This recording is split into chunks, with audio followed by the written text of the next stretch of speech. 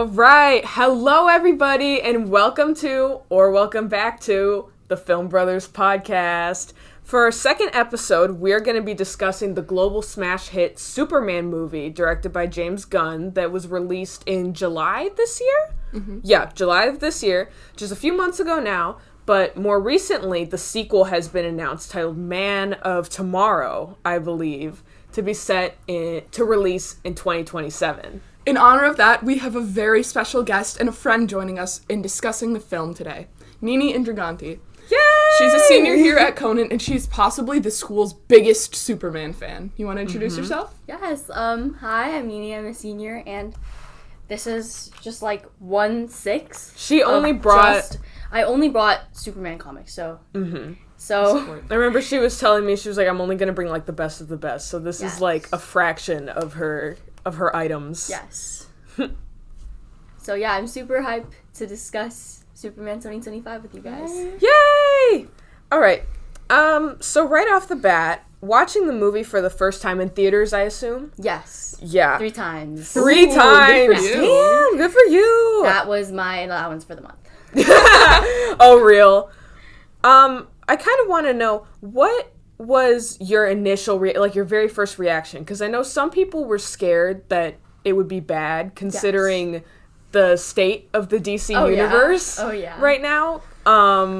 But a lot of people agreed that it was really good. So what was your initial thoughts going into it and going out of it? Okay, so I was one of the people that was, like, super scared that the movie was going to be bad because, before the movie, DC didn't really have a lot of credit in, like, the market, especially with, like, how much Marvel had been overshadowing them. And I think going into the movie, I was very apprehensive. I was like, this movie needs to be the best superhero film ever made to get DC, like, credit back. But thankfully, in the more niche categories, like comics, DC's reputation had already been, like, growing, like, recouping after the events of, like, the MCU, like, finishing with, like, or not finishing, but, like, that saga ending with Endgame. So while I was, like, apprehensive, I also, like, really trusted James Gunn because, I mean, Guardians of the Galaxy was so good, the Suicide Squad was so good, so I kind of, like, knew that he had, like, a vision for it. But after I came out of the movie, I was sobbing. Like, I looked like a mess. There was mascara all over my eyes. But it was just, that was my reaction too. But, I mean, it was just such a good movie, not only because, like, of the message it gave, which I think everyone can relate to, especially in, dear Lord, these trying times. But I think it was just very reminiscent of, like, the Superman comics that, like, from, like, the 90s and the early 2000s that I loved so much. I agree. I think that was what was so captivating about the movie for me, was that it wasn't trying to be overly complicated or complex or deep. It felt very much like classic Superman, with the message and the storyline and everything, and I really appreciated that. Even though I'm not really a big DC fan, I felt like this is what a superhero movie is supposed to be, and I really liked that. And I definitely think that, like, with the modern setting of the movie, kind of the way they incorporated that is so nice. And I think the way that they incorporated, like, all the modern themes in with the classic Superman message was, like, really impactful. And I really felt good leaving the movie theater. Yeah. I actually really liked the modern setting. I know it was, like, usually I don't like it when they try and make, like, classic movies or, like, you know, classic characters and, like, force them into a modern setting, but it didn't feel, like, forced at all. Like, I felt like it weirdly, like, worked. Like, the slang didn't feel, like, too forced or, like, you know, too awkward. It was, like, I thought it was cool. Yeah, and I think that really comes as a result of, like, almost, like, so the first Superman comic, Action Comics #1, was released in 1938. So I think that's really almost a century of, you know, Superman, like, adapting to the modern time. So I think out of, like, almost every single character, other than maybe Batman and Spider-Man, Superman has had the most time to, like, adapt the material from the comics to match the modern times. And, like, the way that, like, our modern problems were incorporated into the movie, I felt like were really expertly done. But we also know this movie is fictional because the billionaire went to jail. Well.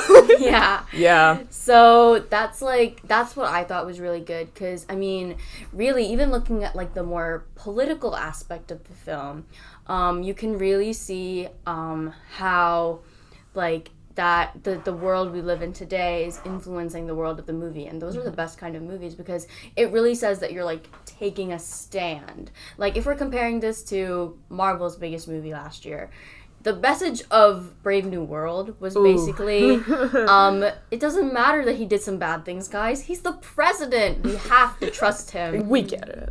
Right. But I think that's a really important aspect of superhero movies that I think ironically has been kind of lost in the modern day, is like, they're supposed to be timely. Superhero comics originally were, I believe, correct me if I'm wrong, were really meant to be a political and social statement against current times, right? Like, I remember if I'm remembering correctly, Captain America was literally created during, like, World War II to give inspiration and initiative to people who were kind of down in disposition over the war, right? Yes. And that's kind of the idea of a superhero, right? Is to give you, like, a kind of inspiration and, like, you know, spark something in you, like, to act, right? Yes. About a current event or current climate, you know, politically or socially. And when Superman was actually released in those first few decades, he was actually not the Man of Steel, not the Man of Tomorrow, the champion of the oppressed.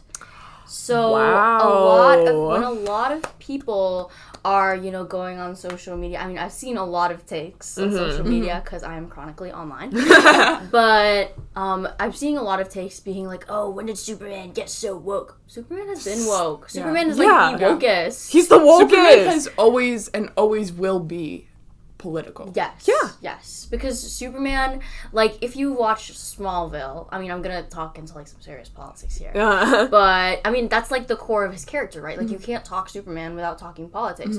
And if we're looking at, like, the immigration crisis right now, in Smallville, you know, there was going to be, like, Clark's mother, Martha, was attempting to, you know, like, you know, get one of the, like, an illegal immigrant deported, and Superman literally said, hey, I'm an illegal immigrant, I'm literally an alien. So like, I think it's like, you cannot talk Superman without talking politics. Exactly. And at the core of his character, Superman will always be progressive. And what we saw in, like, the 2010s with Zack Snyder's Justice League is that aspect of the character being lost, which is why I believe, other than the bad writing, other than the bad writing and zero chemistry between any of the cast members, I believe that is why the movie failed, because you went into it, and if it wasn't a Superman movie, I would have been like, okay, this movie's not bad, but it was a Superman movie, and that's what made it not have that same impact. And I think that, like, that's what James Gunn did so well, is he didn't make Superman something he isn't. He stuck to the basic core values of what a superhero is, who Superman is, and you could really feel that in the movie. Like, it didn't feel like I was watching him try to manipulate a character into some strange amalgamation of what they're supposed to stand for. It felt like, this is Superman. This is what Superman is supposed to be. This is what Superman will always be. Yes. Right. And, like, it feels kind of stupid to say, because you would think this would be, like, the bare minimum for making a movie about a character. But, like, too many directors and writers recently have been doing movies that are essentially their original ideas, but then they're slapping an existent character or universe over it. And it's like, wait, guys. Like, if you want to do your own, like going back to, like, Zack Snyder, right? If you want to do your own weird amalgamation of a superhero movie, like, go do that, honey. We support you, right? But if that idea you have is literally, like, the polar opposite of Superman, don't make your main character Superman. Yes. Right? Like, so, I mean, you know. I completely agree. And we can see, I completely agree with you. And when directors actually are able to achieve that, like, on Amazon Prime, The Boys, Invincible. Oh, The Boys. And, well, Invincible came from, like, a comic series, and so do the boys. But like that's what kind of makes it's what makes them different from Superman. Superman is this beacon of hope for all other heroes, and like the springing up of like Injustice Superman, Evil Superman, what would happen if power corrupts, like those are excellent ideas to explore, just not in a Superman comic, because the core nature of Superman and why he goes against Lex Luthor is Lex Luthor is saying power always corrupts, and Superman says LOL no. Yeah, literally, like so that's the reason they clash, which is why every single evil Superman take is bad. It's bad for the character. Like they can be done well, but it's always bad for the character because that's not who he is. Exactly.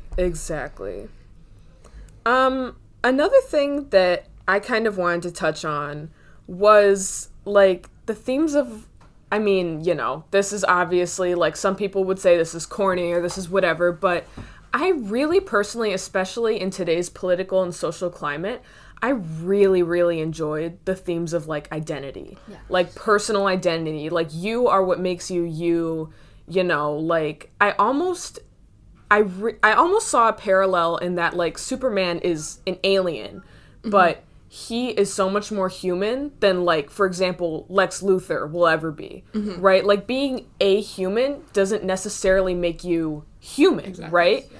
And, like, while I was watching this scene, there was the scene where he ended up back at his parents' house and he was talking with his dad on the front porch. Oh, I teared up. Oh, my God, I'm gonna be real. I teared up. Yeah. But, like, I mean, that was, like, the most, like, in your face. Like, he literally said, like, you are what makes you you, or something to the effect of that. And I couldn't be more proud of you. And, like, I think maybe, like, a cinephile or, like, a film bro would be like, oh, like, you're supposed to, like, you know, you're supposed to, like, weave that into, like, the movie somehow. You can't state that so obviously. But for me, it was like, refreshing to see, like, a character in a movie, especially in a superhero movie, when it's supposed to be like that, right? Just outwardly state something so, like, oddly, like, reassuring. Like, it was like, oh my gosh, like, yeah. And I don't know, that was something that I that really brought it home for me, personally. Yeah. Oh, sorry, you were saying? Yeah, I was going to say, because I feel like this is especially important, like you said, with this movie coming out when it did, coming out in 2025. James Gunn! Everything that's going on in our world. Because I can say that when I went to go see the movie in theaters, there were so many little kids there.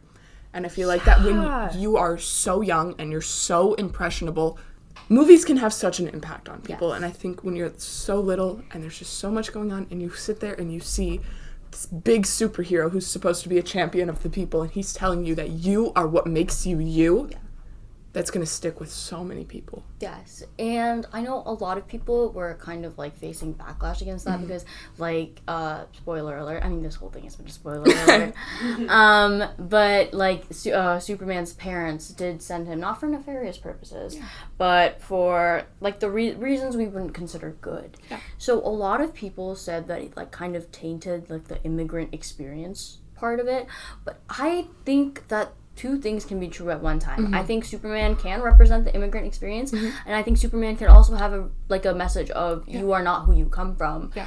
Because especially with, like, Terry Petulano, please report to the main office. Terry Petulano, please report to the main office. Yeah.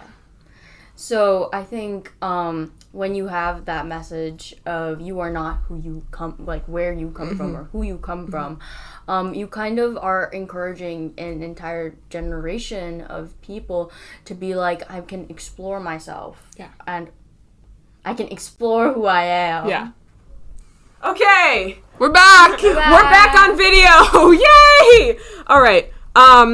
But, you know, about the identity, like, you know, you're not who you come from versus the immigration thing, I actually really appreciated that because, I mean, you're right. Two things can be true at one time. It's, you know, you are not who you come from doesn't necessarily mean culturally, you know, like nationality, ? we're really Shakespeare here on the Filmbrothers. Filmbrothers is a Shakespeare word. Anyway,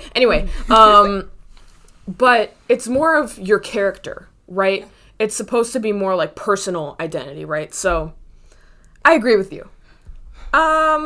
Did we have anything to wrap up? Oh, I yeah. don't know. But I just want to say, I feel like ultimately this is just a movie that makes you feel good. Yeah. After I watched it, when I left the theater, I felt good. I felt good about myself. I felt good about the world. I felt like things can be done to make things better. I don't know how to phrase that. But and like, I feel like, oh, sorry. I was gonna say, it's like a pick-me-up. You know what I mean? Yeah, I feel like that's what a superhero movie is supposed to be. Like, exactly. Like, you know, faith in the world, faith in the good in the world, like, inspiration, exactly, all of that. And I think the way that they handled all the characters in this movie that weren't Superman were incredible. I mean, Amazing. Mr. Terrific was like the was breakout star.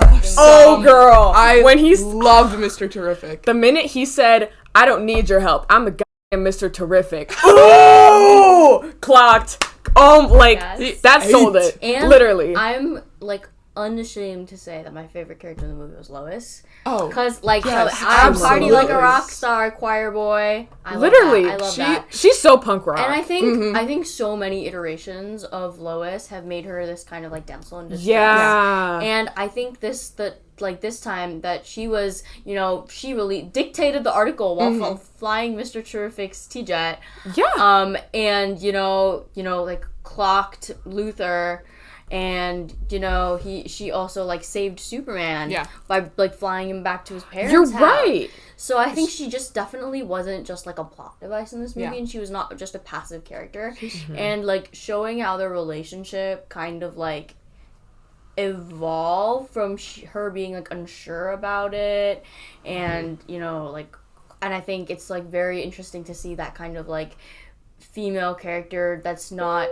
who has that, like, romance aspect, but she also has that, you know, I'm, like, Lois Lane aspect. Yeah, exactly. Well, to wrap it up, I had one final question. Do you think that this movie can save the DC universe? 100%. 100? Yeah. Okay. If this movie does not save the DC universe, I will eat my shoe on this podcast. Ooh. On this podcast. Stay tuned. When Man of Tomorrow comes out. We don't want to eat my shoe, guys. But yeah, so I think James Gunn really knows what he's doing. I think he's like the comic book freak. So he's like he knows what he's doing, and I think that's a really good sign for the DCU. I think it's a really good sign that this movie made so much while DC's reputation was really down, and now that Superman's come back into public consciousness. Yeah. Here, we'll cut this out and we'll do like an outro really quick. We gotta go. But yeah, All right. I think that's all we have for Filmbrothers Yeah, today. that just about wraps up episode 2. Thank you, Nini, for joining us. Thank you for having me on, guys. Yeah. And stay tuned for our next episode in partnership with Conant Theater, where we'll be Yes! reviewing The Pajama Game. Woo! Everybody's favorite workplace, questionably, blah, blah, blah musical. Yay! Workplace harassment. Workplace harassment. Anyway. So, stay tuned for that, and thank you all for watching. Thank you. Bye. Woo!